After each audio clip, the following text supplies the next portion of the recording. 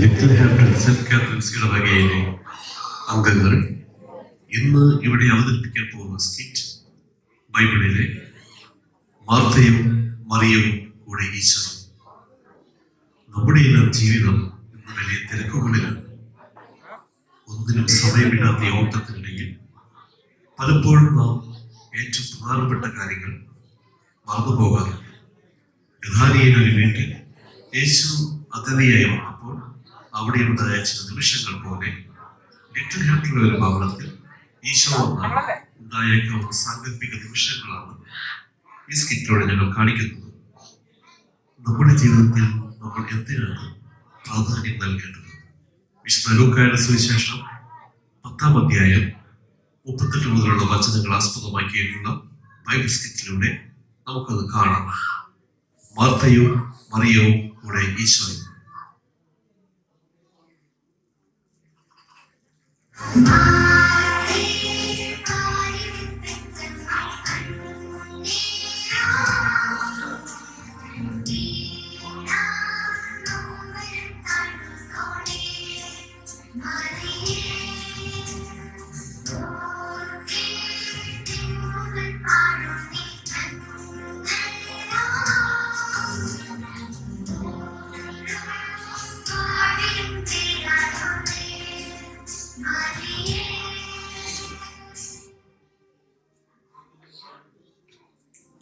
ഇന്ന് നല്ല മഴയുണ്ടെന്നാ തോന്നുന്നത്.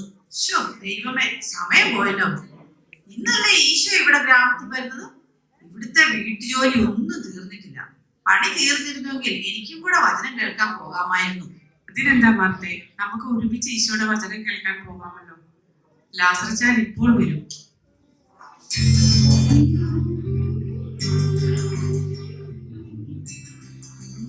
നീ കണ്ടോ നീ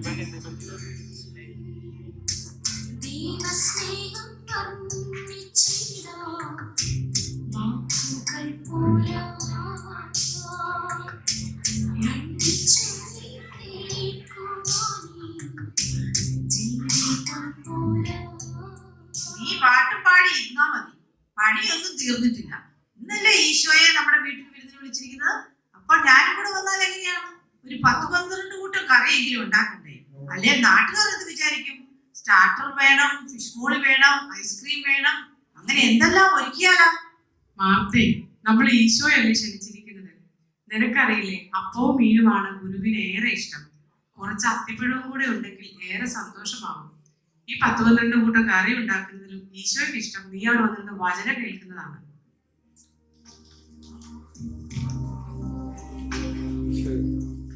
ലാസറിച്ചായൻ എങ്ങോട്ടാ പോകുന്നത്? ഈശോയുടെ പ്രഘോഷണം ഇവിടെ ഗലീലക്കരയ്ക്കടുത്ത് നടക്കുന്നത് നിനക്കറിയില്ലേ? വളരെ അത്ഭുതങ്ങളും രോഗശാന്തിയുമാണ് അവിടെ നടക്കുന്നത്. അന്ധര് കാണുന്നു, മുടന്തര് നടക്കുന്നു, വ്യാധികൾ മാറുന്നു.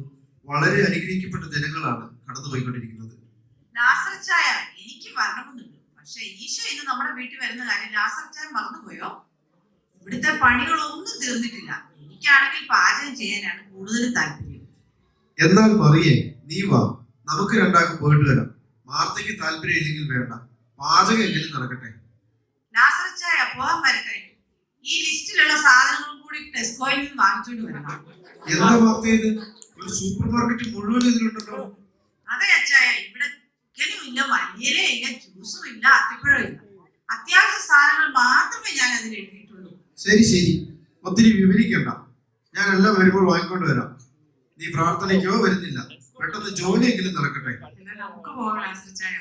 മാർത്തേ, നിനക്ക് പറ്റുമെങ്കിൽ നീ കൂടെ ഞങ്ങളുടെ ഒപ്പം വാ. പാചകം വന്നിട്ട് നമുക്ക് ഒരുമിച്ച് ചെയ്യാം. ഈശോയ്ക്ക് വളരെ കുറച്ച് ഭക്ഷണം മതിയല്ലോ. എന്നെയും കൊണ്ട് അധികം പറയിപ്പിക്കില്ല.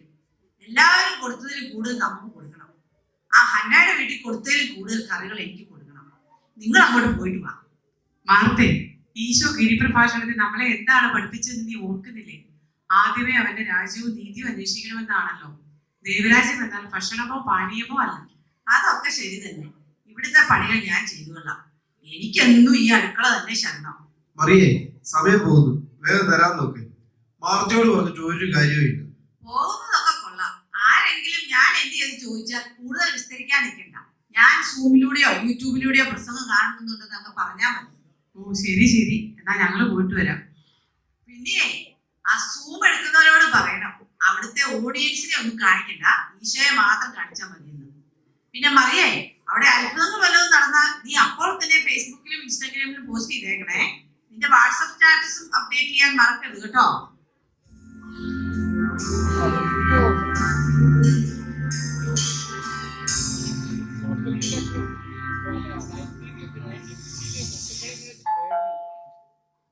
ആരാണാവോ വന്നത്?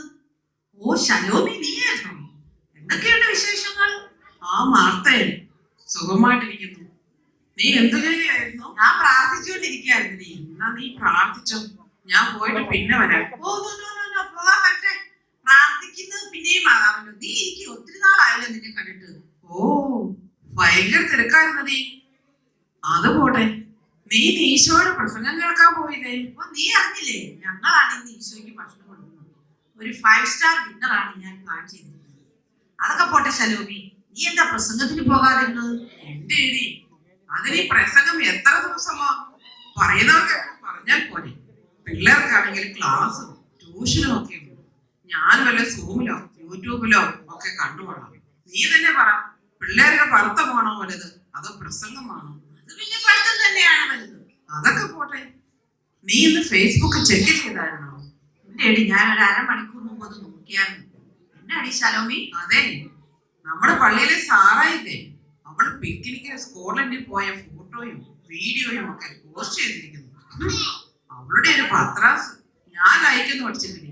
നീ ലൈക്കൊന്നും അടിക്കട്ടെ കേട്ടോ. ഞാൻ ലൈക്ക് അടിക്കുമെന്ന് നിനക്ക് തോന്നുന്നുണ്ടോ? അതും ഈ ഞാനത് നോക്കട്ടെ. മാർത്തേ, എന്നാ ഞാൻ ഇറങ്ങട്ടെ. ഇനി ഈശോ വരുമ്പോഴേക്ക് എത്തിയേക്കാം. ഭയങ്കര തിരക്കാടി. പിള്ളേർക്ക് ഓൺലൈനിൽ കൂടെ നീന്തൽ ക്ലാസ്സും ഓട്ട മത്സരവും ഒക്കെ ഉണ്ട്. അതും കൂടാതെ എനിക്ക് സുംബ ക്ലാസ്. എന്നാ പോട്ടെടി മാർത്തേ. എന്നാ ശരിയടി, ഈശോ വരുമ്പോൾ വരണേ. നമുക്കൊന്നിച്ചൊരു സെൽഫി എടുത്ത് വാട്സപ്പ് ഗ്രൂപ്പിൽ ഇടാം, എല്ലാരും ഒന്ന് കാണട്ടെ.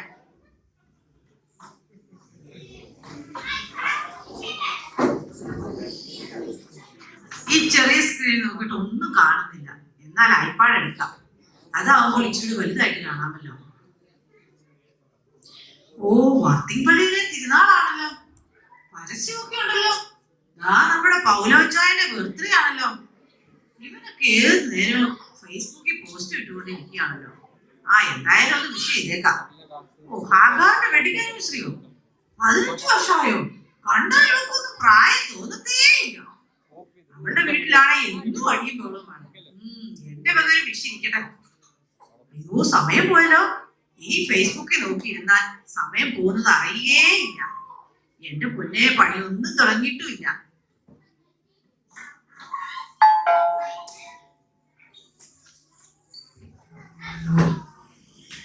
ആരൊക്കെയാ ഇത്? സൂസനെയും റബേക്കയുമോ? വാ, ഇരിക്ക. മാർത്തേ, നിന്നെ മാത്രം ഈശോയുടെ പ്രസംഗത്തിന് കണ്ടില്ലല്ലോ. ലാസറും മറിയവും ഏറ്റവും മുമ്പിൽ തന്നെ ഇരിപ്പുണ്ടായിരുന്നല്ലോ. ഈശോയ്ക്ക് ഇന്ന് ഞങ്ങളാണ് ഭക്ഷണം ഒരുക്കിയിരിക്കുന്നത്. ഇവിടുത്തെ കാര്യങ്ങളൊക്കെ നോക്കുന്നത് കൊണ്ട് ഞാൻ പോയില്ലെന്നേ ഉള്ളൂ. എങ്ങനെയുണ്ടായിരുന്നു പ്രസംഗം? വളരെ അനുഗ്രഹീതമായ പ്രസംഗമായിരുന്നു. ഓ, എനിക്ക് അത്ര അനുഗ്രഹമൊന്നും തോന്നിയില്ല. ഞാൻ ഉറങ്ങിപ്പോയി.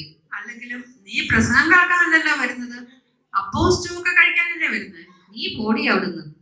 അയ്യോ മാർത്തേ, നിന്നെ കണ്ടിട്ട് അപ്പടി വല്ലാണ്ടിരിക്കുന്നല്ലോ. നീ ഇപ്പൊ സ്കിൻ കെയർ ഒന്നും ചെയ്യുന്നില്ലേ? ബ്യൂട്ടി പാർലറിൽ പോകാറില്ലേ? ഓ, എന്താ പറയാനാണ്, ഈ വീട്ടിലെ പണിയെല്ലാം കഴിഞ്ഞ് എവിടെയാ സമയം? ബ്യൂട്ടി പാർലറിലൊന്നും പോകാറില്ലെന്നേ. നിങ്ങൾ എനിക്ക് കാപ്പി എടുക്കണ്ടേ? വേണ്ട മാർത്തേ, നിനക്ക് ഒത്തിരി പണികളുള്ളതല്ലേ, ഞങ്ങൾ ഇറങ്ങട്ടെ. ഓ, അത് സാരമില്ല, നിങ്ങൾ വല്ലപ്പോഴും അല്ലേ വരുന്നത്. ഇരിക്ക്. എടി സൂസന്നെ, നിനക്ക് തിരക്കാണെങ്കിൽ നീ അങ്ങ് പൊയ്ക്കോ. മാർത്തേ, നീ നമ്മുടെ പള്ളിയിൽ നടക്കുന്ന എന്തെങ്കിലും കാര്യം അറിയുന്നുണ്ടോ? പള്ളി പെരുന്നാൾ, പിക്നിക്, ക്രിസ്മസ് പ്രോഗ്രാംസ് എന്തെല്ലാമാണ് നടക്കുന്നതെന്ന് അറിയാമോ? ഓ, ഞാൻ ഇതൊക്കെ എങ്ങനെ അറിയാനാണ്? മറിയം ഇവിടെ വന്നാൽ ധ്യാനത്തിന്റെയും നൈറ്റ് വിജിന്റെയും കുടുംബ കൂട്ടായ്മയുടെയും ഒക്കെ കാര്യങ്ങൾ മാത്രമേ പറയാറുള്ളൂ. പിന്നെ വല്ലപ്പോഴും പള്ളിയിലെ വാട്സപ്പ് ഗ്രൂപ്പിൽ നിന്നും ആ രാജേഷും തോമസിയായിട്ടും ഒക്കെ അയക്കുന്ന മെസ്സേജ് കണ്ടാണ് ഞാൻ ഇവിടെ കാര്യങ്ങളൊക്കെ അറിയുന്നത്. റബേക്ക, നമുക്ക് പോകാം. മർത്തയുടെ പണി നടക്കട്ടെ. യേശു പറഞ്ഞിട്ടില്ലേ, നമ്മൾ പറയുന്ന ഓരോ വാക്കിലും നാം വിശുദ്ധി പാലിക്കണമെന്ന്. ഓ, ഒരു വിശുദ്ധ വന്നിരിക്കുന്നു. മാർത്തേ, എന്റെ സഹായം വല്ലതും ആവശ്യമുണ്ടോ നിനക്ക്? എന്നാ ഇങ്ങോട്ട് വന്ന് ഇച്ചിരി പച്ചക്കറി അരിഞ്ഞ് തന്നിട്ട് പോകും. അയ്യോ, ഇപ്പോഴെങ്ങനെ ഓർത്തെ. അച്ഛാൻ ഓഫീസിൽ നിന്ന് വരാറായി. എന്നെ കണ്ടില്ലെങ്കിൽ അപ്പം വിളിക്കാൻ തുടങ്ങും. ഞങ്ങൾ ഇറങ്ങിക്കോട്ടെ. പിന്നെ അവളുടെ പച്ചക്കറി അരിഞ്ഞിട്ട് വേണം നമ്മുടെ കയ്യിൽ കറിയാക്കാൻ. എടി എന്നാലും നമുക്ക് കുറച്ച് സഹായിക്കാമായിരുന്നു. എടി സൂസന്നെ, നീ ഇങ്ങ് വന്നേ.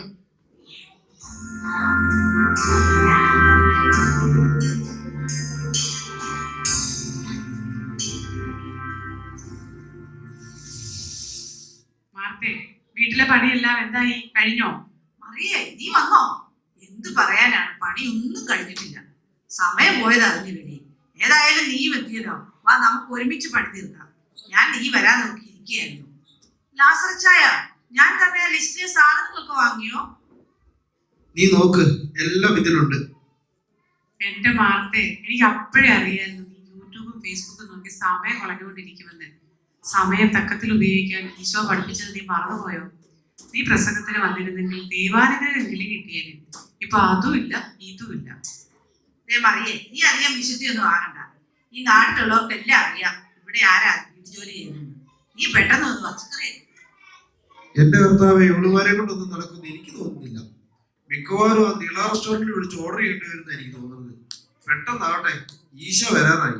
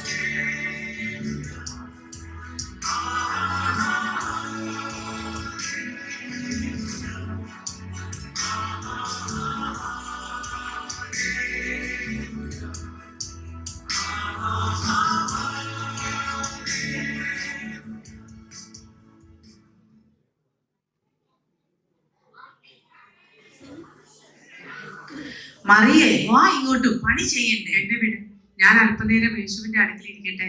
ഇങ്ങോട്ട് വരാനല്ലേ പറഞ്ഞത്?